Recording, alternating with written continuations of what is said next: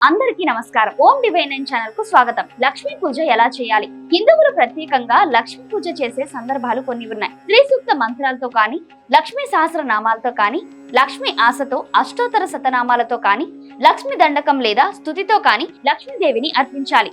లక్ష్మీదేవిని పూజించే రోజున ఇంటిని శుభ్రంగా కడిగి తుడిచి ఇంటి మధ్యలో ధాన్యాన్ని రాశిగా పోసి దాని మీద తెల్లని వస్త్రాన్ని కప్పి ఆ వస్త్రం మీద లక్ష్మీ విగ్రహాన్ని ఉంచి ఆమెకి ఇష్టమైన తెల్లని పూలు, తెల్లని గంధము, తెల్లని వస్త్రాలు, ముత్యాలు మొదలైన వాటితో సరసజనిలయే సరోజహస్తే ధవళతామ సుఖగంధ మాలే శోభే భగవతి హరివల్లభే మనోగ్రే త్రిభువన భూతికరి ప్రసీదమయ్యం అంటూ పూజించవచ్చు. పై పద్యంలోని భావం ఏమిటంటే, పద్మమే నివాసం కలదాన, పద్మాన్ని నీ చేతిలోని ఆభరణంగా ధరించిన దాన, మిక్కిలి తెల్లనైన వస్త్రాలను గంధాన్ని మాలికులుగా వేసుకొని రమణీయంగా ఉండేదానా, శ్రీహరికి భార్యవైన దానా, నా మనసులోని భావాన్ని గ్రహించిన దానా, త్రిభువనాలకి సంపదనిచ్చే తల్లి నన్ను రక్షించు అని భావం. లక్ష్మీ కటాక్షం కోసం భగవద్గీత పారాయణ చేయాలని శాస్త్రం చెప్తుంది. భగవద్గీతలో అధ్యాయాల సంఖ్య 18. అయ్యప్ప ఆలయంలోని పడిమెట్ల సంఖ్య కూడా 18.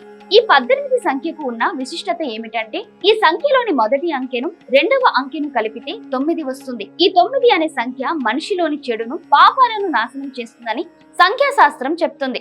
భగవద్గీత పారాయణం కాని, అయ్యప్ప దీక్ష 41 రోజులు కాని చేసినట్లయితే లక్ష్మీ కటాక్షం లభిస్తుందని పద్మపురాణం చెప్తుంది. యాదేవి సర్వభూతేషు లక్ష్మీ రూపేణ సంస్థిత నానాస్తస్యై నమో నమః దీపం జ్యోతి పరబ్రహ్మ దీపం సర్వోత్తమ పాహరం దీపేన సాధ్యతే సర్వం సంధ్యాదీప నమోస్తుతే. ఈ పద్యం భావం ఏమిటంటే, దీపం చీకటిని నశింపచేస్తుంది, జ్ఞానదీపం అంధకారాన్ని నశింపచేస్తుంది, బాహ్య అంధకారాన్ని, అంతర్యముగా ఉండే అజ్ఞానాన్ని పోగొట్టేది జ్ఞానజ్యోతి. అటువంటి జ్ఞానజ్యోతికి నమస్సులు. అష్టలక్ష్ముల వైభవంతోనే జగత్తు తేజోమయమైంది. ఈ అష్టలక్ష్మి శక్తి లేని చోటు ప్రపంచంలోని మనకు కనిపించదు. ఈ శక్తులన్నిటికీ అధిదేవత లక్ష్మీదేవి. అందుకే ఆమెను పూజించాలి, ఆమె కటాక్షం పొందాలి. నమస్తే సర్వలోకానం జననిమజ్జ సంభవం శ్రియమునిద్ర పద్మాక్షి విష్ణు వక్షః స్థితం.